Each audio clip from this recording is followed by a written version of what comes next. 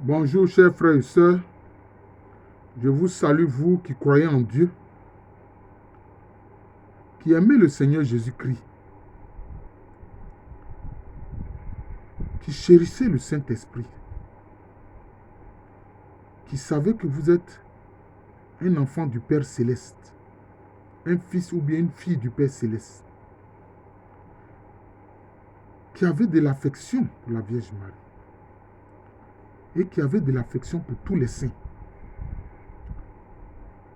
Aujourd'hui, 15 août, l'Église célèbre l'Assomption de la Vierge Marie, c'est-à-dire la montée au ciel de la Vierge Marie, avec son corps et son âme.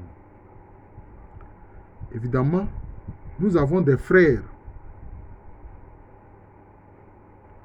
qui sont d'autres dénominations, qui ne célèbrent pas cette fête importante. L'Assomption,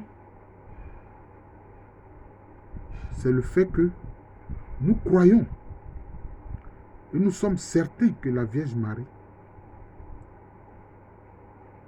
à la fin de sa vie sur terre, Dieu l'a fait monter au ciel avec son corps et son âme. N'oublions pas que son corps a porté la parole éternelle de Dieu, le Christ. Donc c'est un corps qui a été préservé de toute souillure, qui est dans une pureté extrême. Pourquoi est-ce qu'on peut se poser à l'idée qu'elle est montée au ciel avec la volonté de Dieu qu'elle est montée au ciel? C'est Dieu qui l'a fait monter. Ce n'est pas par son propre pouvoir, parce qu'elle n'est qu'un être humain. Mais ça correspond à quoi? Frères et sœurs qui refusaient l'Assomption de la Vierge Marie. Mais ça correspond à ce que Jésus-Christ lui-même il a dit. Qu'est-ce qu'il a dit? Il dit, là où sera mon serviteur, là où je serai, c'est là sera mon serviteur. Là où je suis, là sera mon serviteur. Si tu es serviteur de Jésus-Christ, tu seras là où il est. Mais on dit qu'il est où? On dit qu'il est à la droite de la majesté divine, il est à la droite du Père Céleste. Mais évidemment, lui, il peut être partout à la fois. C'est ça le problème qu'il faut comprendre. Il peut être partout à la fois. Après la résurrection, les compagnons d'Emmaüs, Cléophas et ses compagnons, si découragés, ils étaient en train de parler pour dire, ah, mais vraiment, nous comptions sur Jésus, voilà que les gens l'ont tué, etc.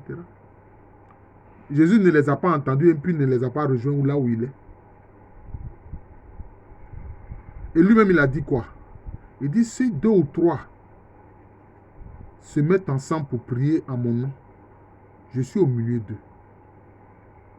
Si 2 ou 3 se sont mis ensemble, ils sont en train de prier le Seigneur Jésus-Christ en Chine, il est au milieu d'eux. S'ils sont en train de le prier en Indonésie, il est au milieu d'eux. S'ils sont en train de le prier à Cape Town, en Afrique du Sud, il est au milieu d'eux. S'ils sont en train de le prier à Nairobi, au Kenya, il est au milieu d'eux. S'ils sont en train de le prier à Abidjan, en Côte d'Ivoire, il est au milieu d'eux. Donc vous voyez, il peut être partout. Il suffit seulement de l'appeler.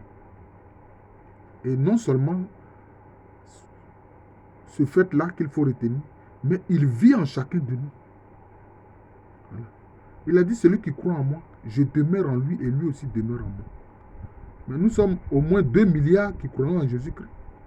Donc il est à l'intérieur de ces 2 milliards de personnes qui croient en lui. Vous comprenez? Puisqu'il a dit que là où il est, là sera son serviteur.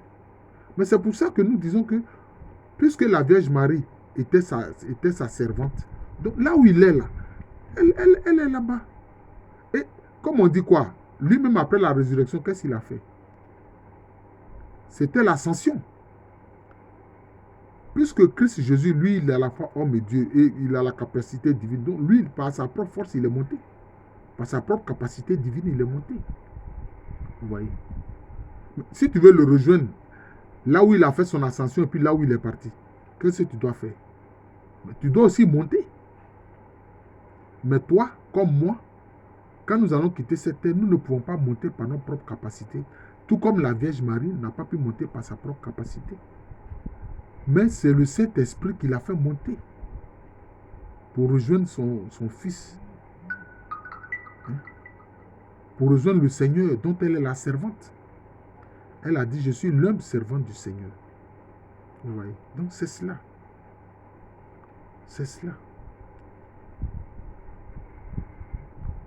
Et dans la tradition des églises orthodoxes, notamment orthodoxes russes, orthodoxes grecs, orthodoxes roumaines, etc. Eux, ils parlent de la dormition. L'Assomption, ils appellent ça la dormition de la Vierge Marie. Voilà. Ils appellent ça la dormition. Mais c'est la même chose. C'est une Assomption de la Vierge Marie.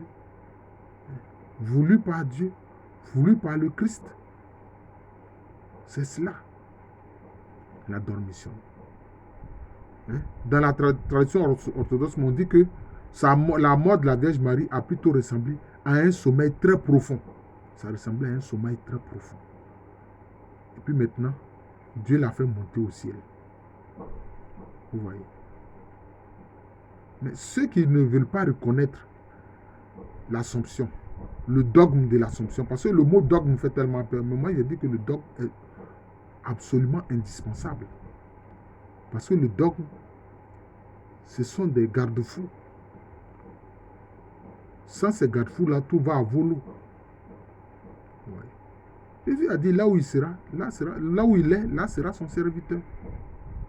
La Vierge Marie est sa servante. Donc, elle est à ses côtés. Maintenant, moi, je vais vous dire une chose. Vous qui dites que vous ne croyez pas en l'Assomption de la Vierge Marie. Ne vit-elle pas dans la gloire de Dieu? Et chacun de nous qui croyons en Jésus-Christ, quelle que soit notre dénomination, si nous avons fait sa volonté, est-ce que nous ne serons pas auprès de lui? Si nous serons auprès de lui, c'est aussi une Assomption. Donc, célébrer l'Assomption de la Vierge Marie, c'est célébrer nous-mêmes notre future Assomption, nous qui croyons en Jésus. Si tu rejettes l'Assomption de la Vierge Marie, c'est que toi-même tu rejettes ta future Assomption. Puisque Jésus t'a dit que puisque tu crois en lui et que tu es son serviteur ou bien tu es sa servante, là où il est, toi aussi tu seras là-bas. C'est que toi-même tu refuses ta propre Assomption. Pour des palabres de dénomination et de chapelle. Il faut faire attention quelquefois à ce que nous disons. Il faut faire attention. Maintenant, les apparitions attestées de la Vierge Marie ne témoignent pas, est-ce que cela ne témoigne pas de ce qu'elle est dans la gloire de son Seigneur? Elle est dans la gloire de son Fils Jésus-Christ.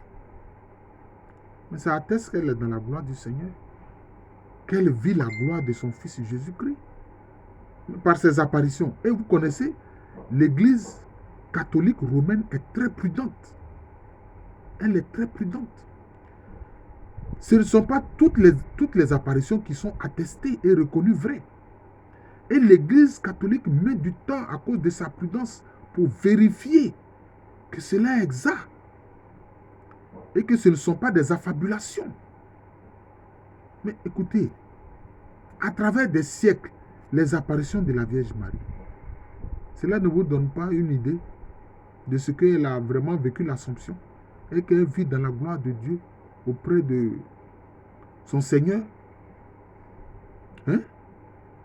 L'apparition de Guadalupe, attestée. L'apparition de Lourdes, attestée. L'apparition de Fatima, attestée. Même l'apparition de Medjugorje n'est pas encore attestée. L'Église continue ses investigations par prudence. Et elle a raison d'être prudente. Vous comprenez?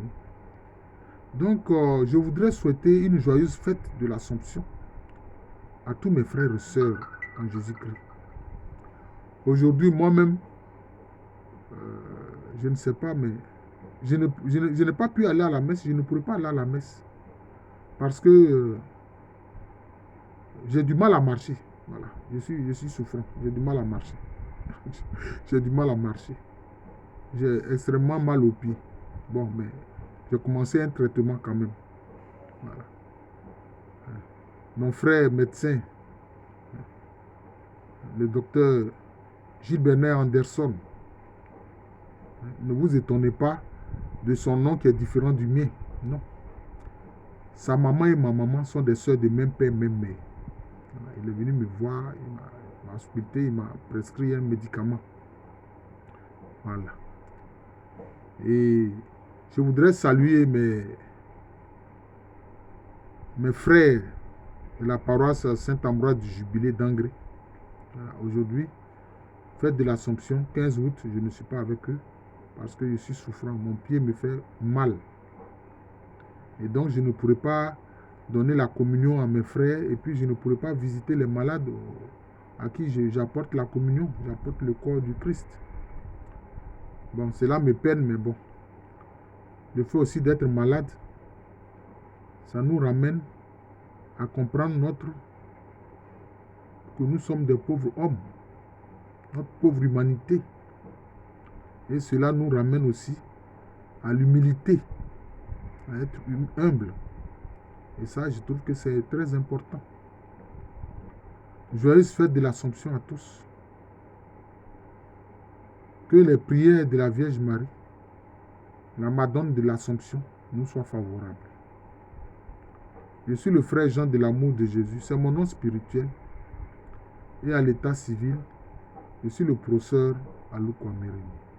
Merci encore et joyeux dimanche à tous.